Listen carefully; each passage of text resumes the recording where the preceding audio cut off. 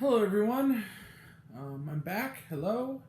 I'm Grant, the movie and TV guy, and I'm back because I realized I left something incomplete. So, a couple of months ago, after seeing Sound of Metal, I did a revised best of 2020. But since a lot of people are not on YouTube, we're not on IGTV rather, I thought just to finally put a final bow on 2020, especially it's May. So it only took me half a year. And also, I'm planning on at the end of June doing sort of like a mid-season best and worst of so far of the year kind of catalog. So do like a mid-season report on the last day of June, right before July. So first off, we're gonna do the worst of 2020. I just want to do a video, and this one, unlike the other one, just because I'm just gonna give you just a quick little reason why I hated it. For each one, there's actually not many. There's not even 10. I weirdly enough saw, as you could clearly tell from that there was 50 on my best of list with a lot of honorable mentions. There were not a lot of worst movies because I saw more bad movies than good, or more good movies rather than bad ones. So we're gonna do this list right now in release order once again. First off, though, a specialty dishonorable mention award. What I call the throwing a tomato at the TV set award, and this goes to a film that isn't really a film, but was the worst piece of filmed entertainment I saw in 2020, and that was The Grinch, the musical. Wow. I felt in my IGTV review was a little mean to Matthew Morrison. I think that he has a good movie in him, but by God, The Grinch, the musical, was terrible. The little girl, again, I never blame child actors, the little girl who played little Cindy Lou Who was alright. Everything else about that movie was abysmal. Boo Boo Stewart, who is so good in like a subtle supporting turn in one of my best of films, Let Him Go, by Thomas Bazooka. Utterly silly in this movie, or television spot, whatever you want to call it. It was terrible. Leave The Grinch alone, let it be. The original 60s one is great. The 2000 Jim Carrey one wasn't special, but at least Jim Carrey was better than the movie deserved. And the 2018 one was just milquetoast and awful. Leave The Grinch alone. If Benedict Cumberbatch can't save The Grinch, no one can save The Grinch. Boris Karloff, Chuck Jones, and Dr. Seuss did it perfectly in the 60s. Leave it alone.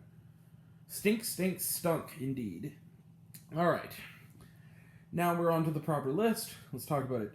Fantasy Island, or as I should call it, Blumhouse's Fantasy Island. And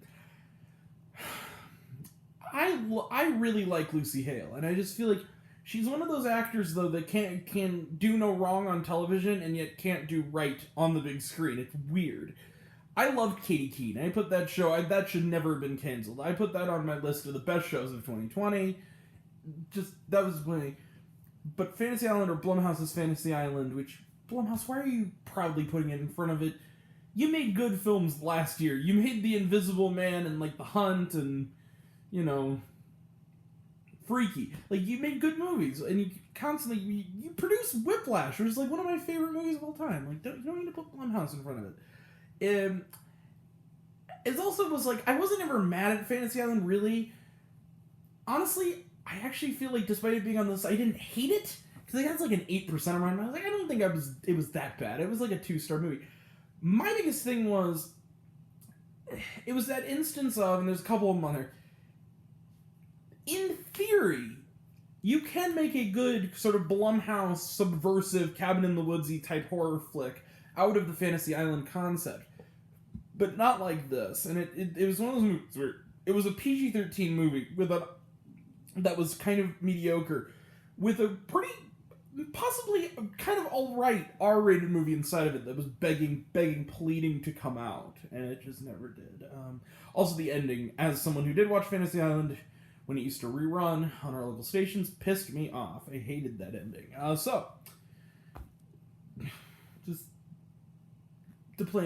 Just come on now. I love Jimmy O Yang, but there are a lot of good actors in here that just did not need to be here. Next one, this was a bummer. The next movie is Bloodshot, which is, weirdly enough, produced by the guy who directed Fantasy Island, Jeff Wadlow. I love Vin Diesel. I can't wait for Fast 9. I even have a soft spot for Triple X, even Return of Xander Cage, but this movie could have been so cool. I read the comics, I was a fan, and Vin Diesel, when I heard he was cast, and I saw the trailer, I'm like, well, this looks like a lot of fun.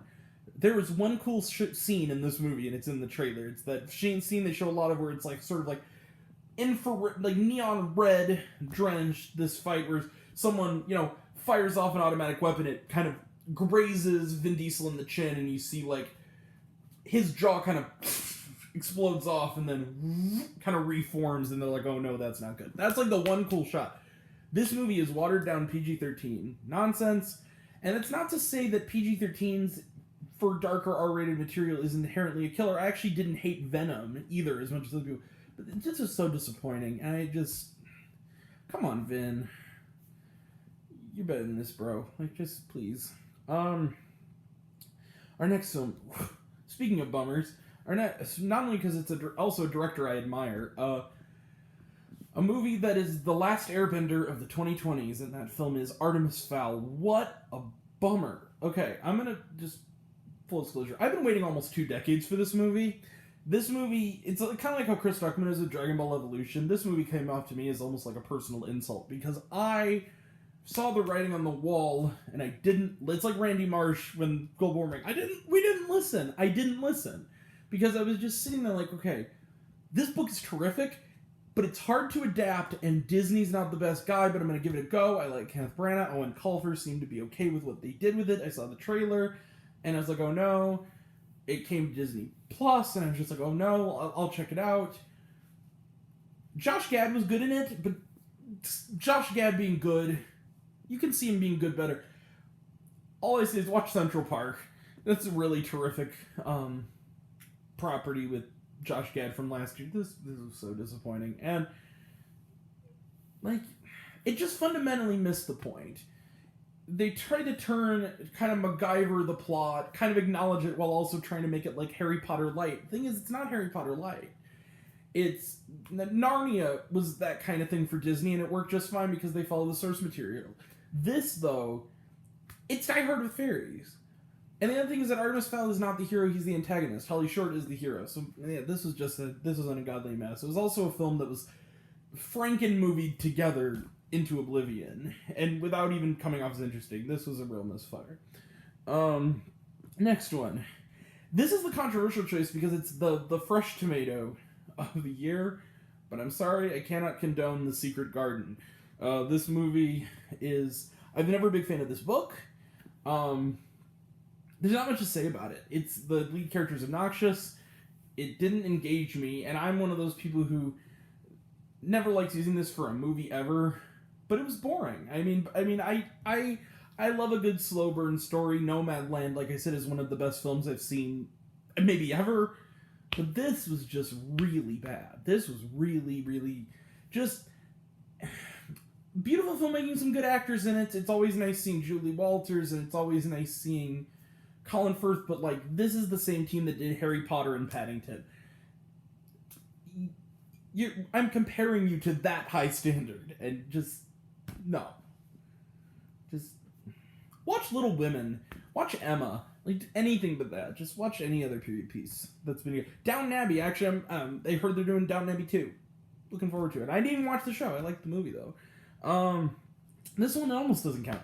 This next one is Cats and Dogs 3 Paws Unite. Okay.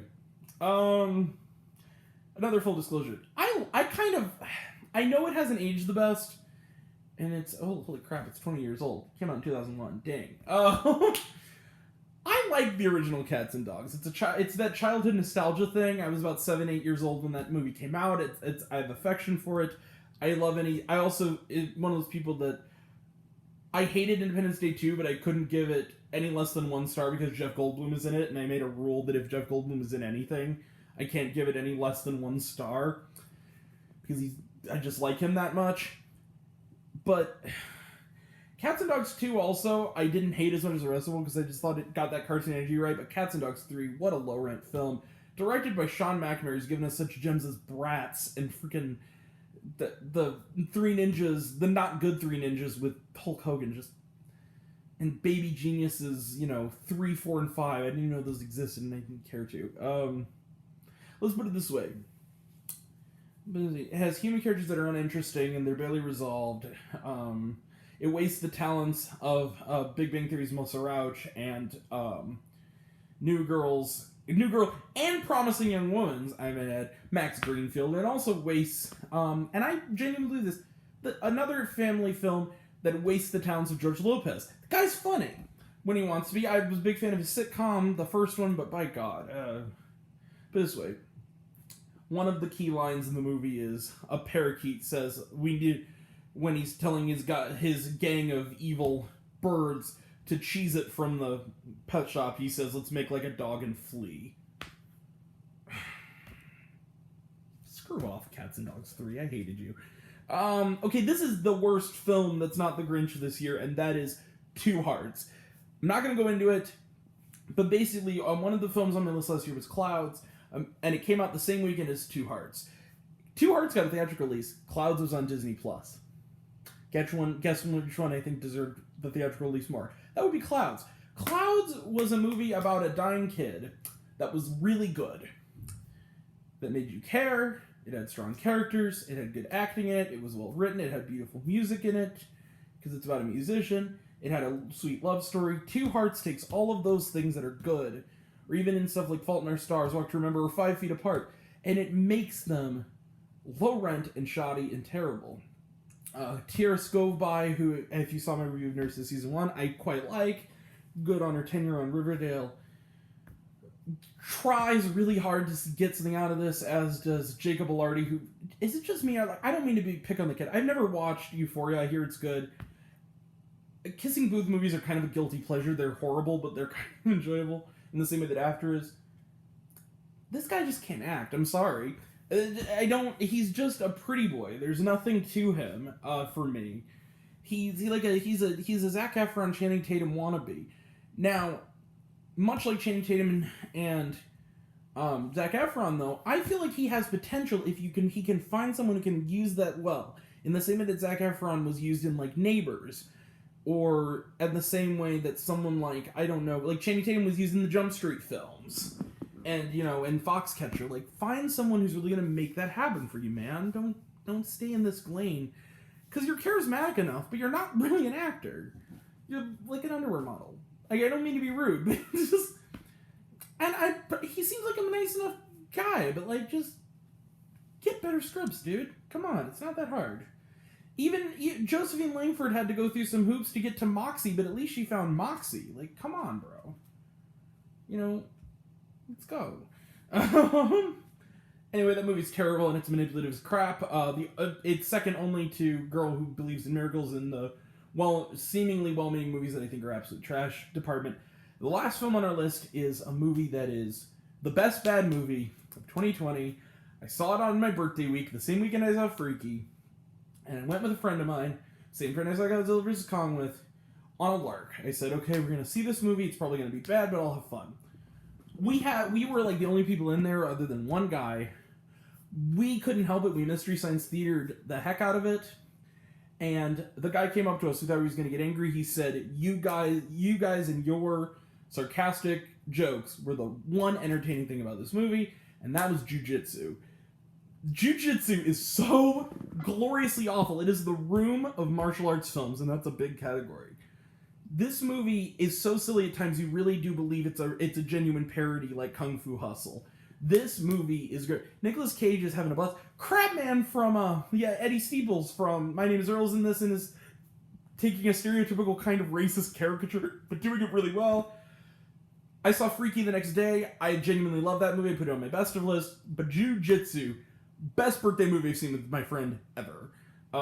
It's hilarious. Go check it out. So, we are done. Goodbye, horrible movies, except Jiu-Jitsu. It's on Netflix. You can watch it. I'm going to go. See you next time. Until next time. I'm the movie and TV guy. I see it all. I'll share it with you.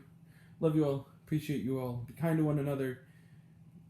Except for these horrible movies, they don't deserve any kindness anymore. And I love you all, Class Smiths. I love you 3000. Be kind to one another. Thank you all. Take care.